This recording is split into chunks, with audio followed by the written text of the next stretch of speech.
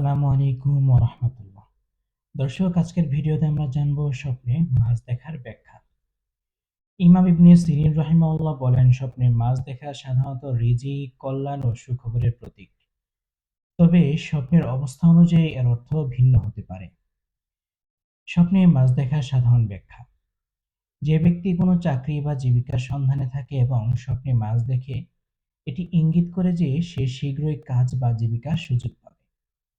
এই কাজ থেকে উপার্জিত অর্থের মাধ্যমে সে নিজের জীবন ও ভবিষ্যৎ গড়ে তুলতে পারবে এবং পরিবার গঠন করতে সক্ষম হবে। মাছ কখনো কখনো এমন জ্ঞান বা তথ্যের প্রতীক যা অন্যদের উপকারে আসে।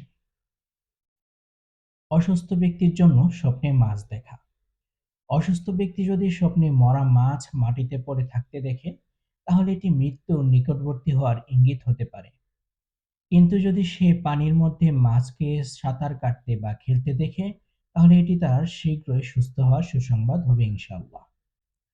অবিবাহিত নারীর জন্য স্বপ্নে মাছ দেখা: অবিবাহিত মেয়ের স্বপ্নে অনেক মাছ দেখা তার জীবনে আনন্দ, সুখ ও আরামদায়ক জীবনের আগমনের ইঙ্গিত। এটি এমন এক সৎ মানুষের সাথে বিবাহের সম্ভাবনাও নির্দেশ করতে পারে, যিনি তাকে সম্মান ও যত্ন করবেন।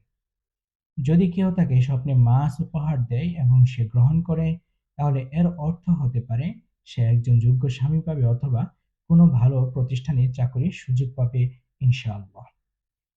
দর্শক, অবিবাহিত নারীর স্বপ্নে মাছ খাওয়া: যদি মেয়েটি রান্না করা মাছ খেতে দেখে, তাহলে এটি ইঙ্গিত করে যে তার জীবন ঝামেলা ও দুশ্চিন্তা মুক্ত হবে ইনশাআল্লাহ। সুস্বাদু মাছ ভাজা খেতে দেখা মানে খুশির খবর বা আরামদায়ক চমক আসছে বা আনন্দদায়ক চমক আসছে।